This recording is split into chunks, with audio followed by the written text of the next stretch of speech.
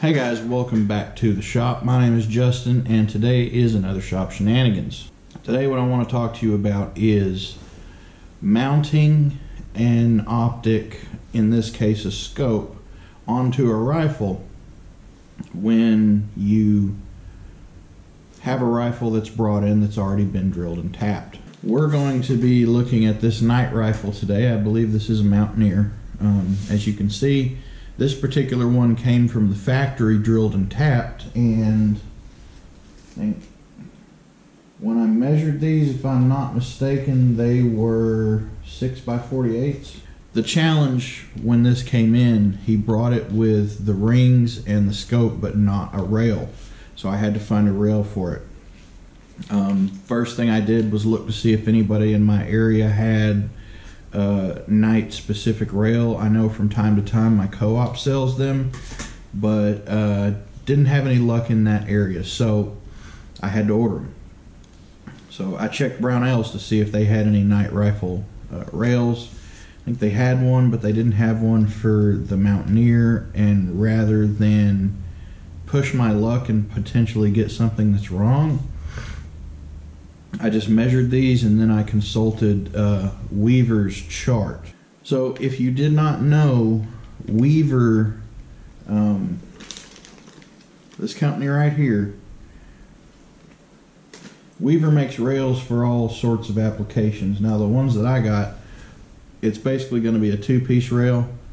I measured the diameter of the barrel up here where the receiver's at, and then I measured my hole spacing as well. So when you look at Weaver's chart, it will show you different things like diameter, rail height, hole spacing, stuff like that, and it'll give you applications by name of the weapon as well. But if you know your measurements, you can substitute other things. So basically what I did is I went on there and they had one that was listed specifically for the night rifle Mountaineer, but it was out of stock at Brownells, no back order, unsure of when they were going to get it. So what I did was I consulted the measurements on the chart and I found one that was very similar. The only difference between this one and the one that I wanted was this one's just a little bit shorter, but that shouldn't matter. The closer you can get your scope to your bore axis, the better it's going to be, honestly. Now that might mean that you're, depending on how you sight it in, it might cross a little bit sooner than 100 yards, but we can compensate for that. I'm going to go ahead and apologize right now. My bench is quite a mess. It's been a busy week and I haven't had time to clean, so just bear with me. Honestly, if any of you guys are in this business, your desk probably looks the same. So let me show you what I'm talking about. Now, if you're not sure what I mean by hole spacing, go watch my other Shop Shenanigans where we drilled and tapped a receiver, and that will explain that all. So if I put this on here, you can really see how those holes line up with each other. Okay. Now I measured these holes and determined that they were almost exactly an inch apart. I think on Weaver's chart, this particular rail is a hole spacing of 505 thousandths, but that should work just fine. Now these are the screws that came with it. I don't like to have random screws laying around if I don't have to, so I check them to make sure they fit, and it does. And since the hole spacing is the same, I can use the same piece for both of these. Now I'm just going to go ahead and set this down on here. And this particular one is a flathead. And I'm going to start these screws. Don't completely tighten one screw down and then start the other one. Just in case your hole spacing is not exact, you want to kind of tighten them both down together. So just get one started and then put the other one on there, and that's good. Looks like the action still works. Now let's go ahead and get the other one going here. Cool. That is perfect. That is ideal. I really hate having to buy rails for rifles that are already drilled and tapped, especially if it's not something that was done at the factory. These were done at the factory, so the hole spacing is universal. I can order stuff for these.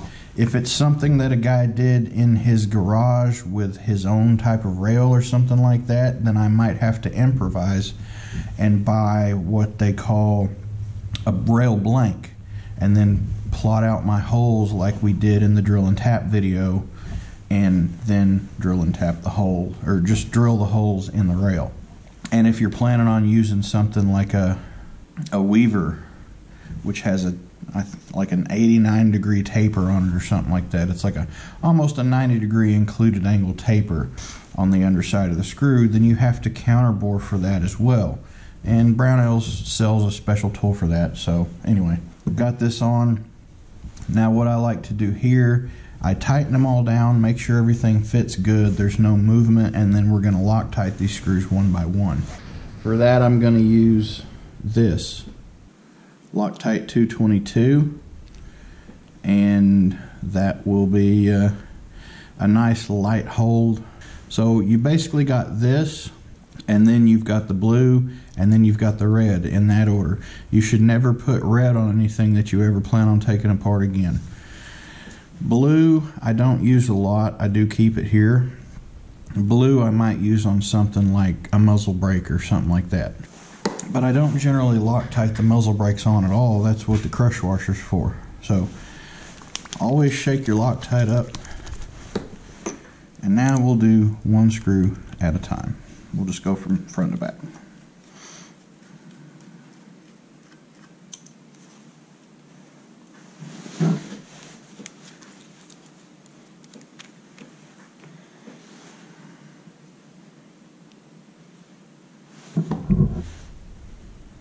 You don't need a lot, and that kind of gushed out, but anyway. Now if you want to get real fancy, you can use like an inch-pounds torque screwdriver on these. You don't have to.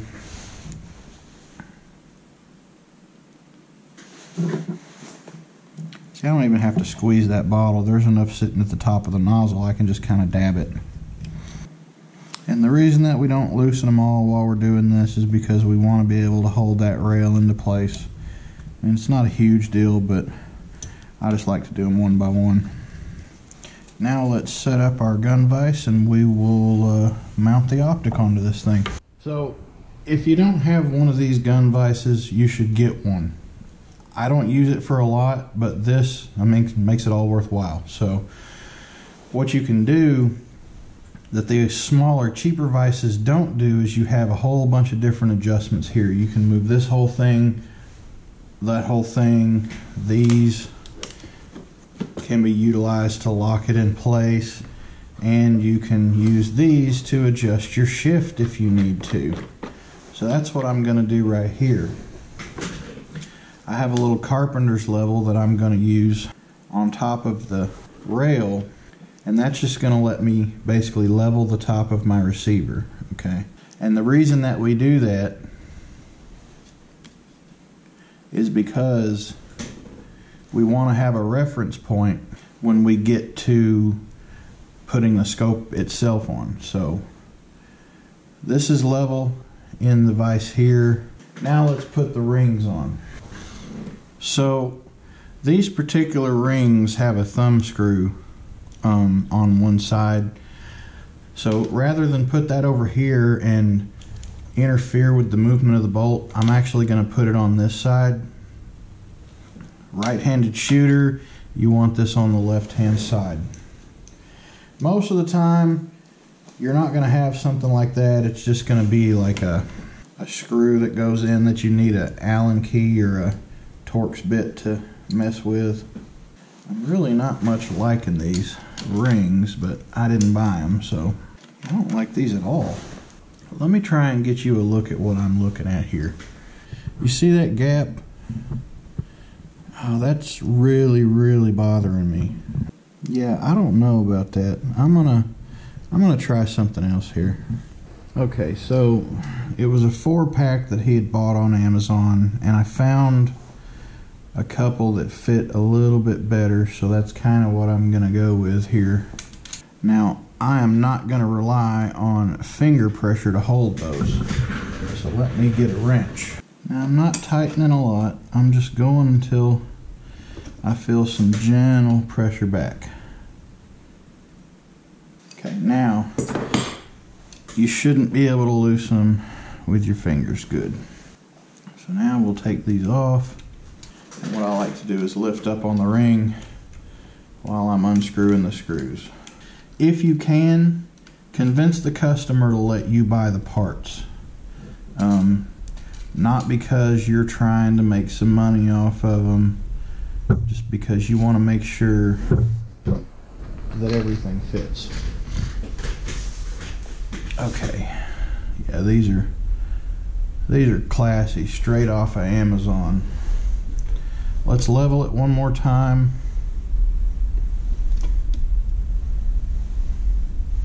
Okay, and now we'll put the optic on it. All right, so when you're looking at an optic, as a general rule, most of the time the front is going to be bigger than the rear. Now, it looks on these that they're exactly the same size, but another thing to pay attention to, you have a distance adjustment here. It's a kind of like a zoom adjustment here. So this one is 3 to 9. Zoom adjustment here, that's going to be on the side of the shooter, and most of them are going to have 2 knobs for wind engine elevation. And when you put that in, you're going to have one upright and you're going to have one off to the right. Now, what I'm going to do, I'm going to unscrew the cap that's on the top, and then we'll go ahead and put our rings back together. And if the shooter is here in your shop during this portion, before you tighten everything down, I would get them to figure out exactly where they want their eye relief to be, which is how far forward or back the scope needs to be. That's going to be different for everybody. And the reason we took the cap off the top of the scope is because we want to have a flat surface to lay our level on. You can Loctite these if you really want to. I've never found that it's necessary. I tighten these down in what I call the car tire pattern. You know, you kind of alternate back and forth. That way you get even tightening. Because you'll see we've got spacing between the ring portions on each of these. Now let's set our level up here.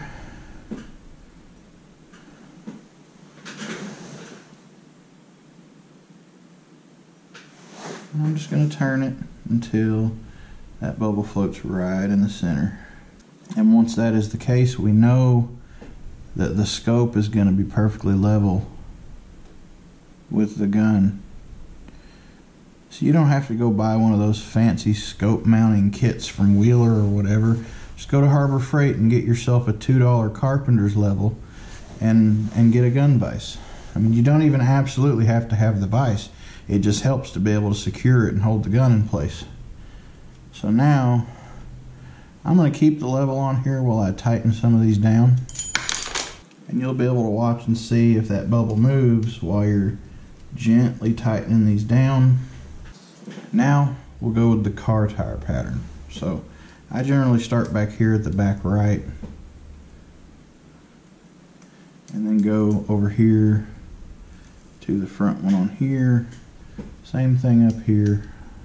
And you can pay attention to the spacing on each side of your ring to tell you which side you need to tighten.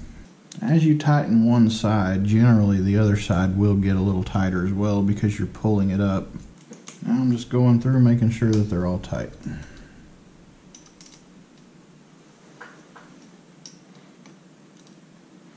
And they are. Next step is to sight it in. So when we're zeroing a rifle, here at my shop, obviously I don't have access to 100 yards, but you don't need that, okay? Let me show you why. Let me adjust my hat. Right. I use one of these. Now, a lot of you might recognize this. Call it the El Cheapo, whatever.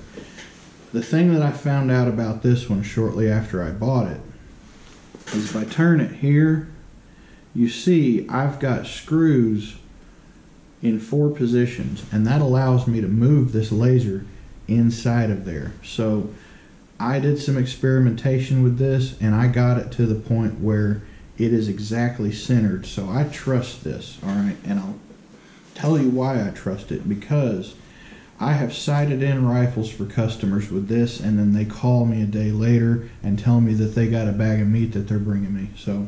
So how do I sight this in at a place where I don't have 100 yards? It's super easy. So the way these are designed, they've got a taper up here. You can see where all the paint's worn off.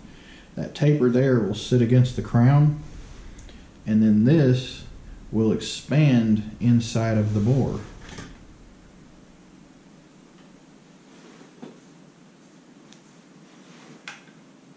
So you get it close until it won't go, loosen it just a little bit, and push it in there. And now you can seat that against the crown and tighten that up. And now we'll turn this on. And the way that this works so well is don't turn it until it just comes on, turn it until it's tight. Okay. Now that's going to give me good straight line of sight with the bore. And the way that I will sight one of these in at 25 yards, which is what I've got instead of 100, is I will put a target up with 1-inch squares, basically like a bullseye target or a sight-in target, and I will put that red dot right in the center of the target, and then I will aim the scope 1 inch high. And on most guns at 100 yards, if you aim your scope 1 inch high at 25, keep in mind, when you're shooting like this, you're not going parallel. Your bullet's not traveling perfectly parallel with your scope. They're actually tapering in, and they're going to meet at some point. And dialing in your scope is how you determine where they meet. So if I have a 100 yard range and I zero the scope at 100, obviously we have zeroed those two planes at 100 yards. If I zero them at 25 yards, then they're going to converge at 25 yards, and then they're going to split apart again at distances further than that. So I can offset that convergence by aiming my scope just a little bit high at 25 yards, and I have found that 25 yard 1 inch high will give me a bullseye at 100. And it may take a little bit of shooting. I always tell people go put a couple rounds downrange. You'll find out really quick how you got to dial in your scope. Most of these scopes are designed to be dialed quarter MOA, which means 4 clicks for 1 inch at 100 yards. Figured I might as well bring you out here while I do this. There's not really going to be much that you'll be able to see, but you'll kind of get a feel for at least what I'm doing. So I'm going to go ahead and zoom the scope in to 9, get my eye relief, and that I can see that it's way off.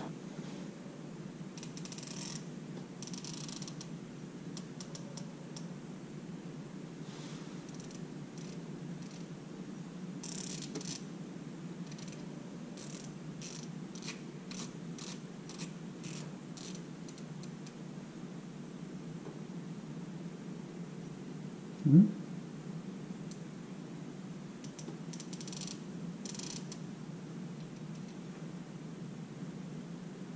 And that should be about all there is to it.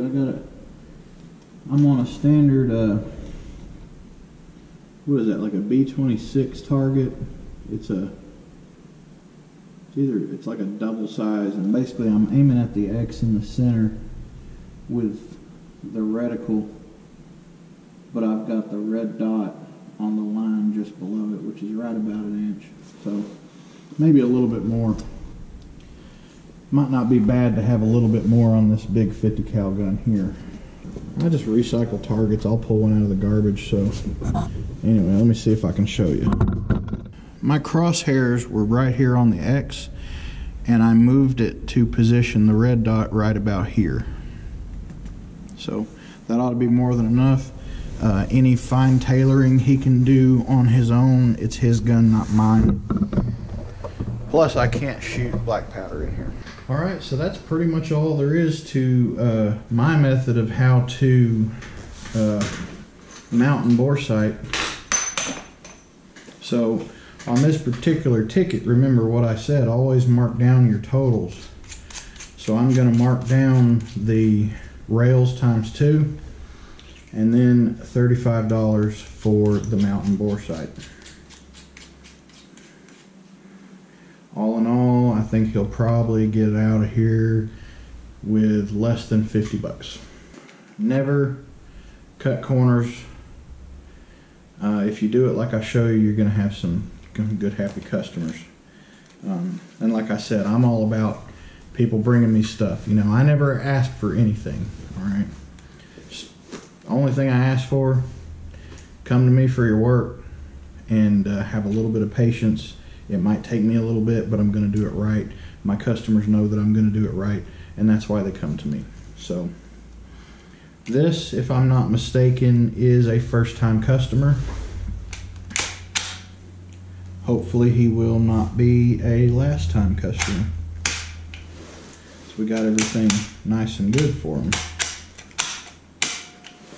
So anyway, guys, if you have any questions about what I showed you today, just leave those in the comments box below. Thank you so much for watching.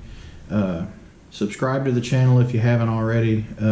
We're coming up real close on 1,000 subscribers. YouTube doesn't give a plaque out or anything for that, I don't think, but they do offer some additional benefits. Like, there's a lot of additional features that I get granted access to once I hit 1,000 subscribers, and that'll also be the point when I can finally start monetizing my videos if Facebook doesn't, or if YouTube doesn't immediately demonetize them as soon as I upload them because of the content that I put out. So yeah, like the video, hit the thumbs up button, subscribe to the channel if you haven't already, click the bell icon so you're notified every time I upload. Pretty much always upload on Sundays. There's not always the same exact time because let's say I had time during the week to record and edit the video. Yeah, I've got it scheduled for upload Sunday morning. Days like today, this video might not come out till Sunday evening just because I had to come down here to Sunday morning to shoot the video. Things have been incredibly busy in my shop and I haven't had time. So I appreciate you guys watching. Let me know if you have any other ideas for content that you'd like to see. My name is Justin, and I'll see you in the next video.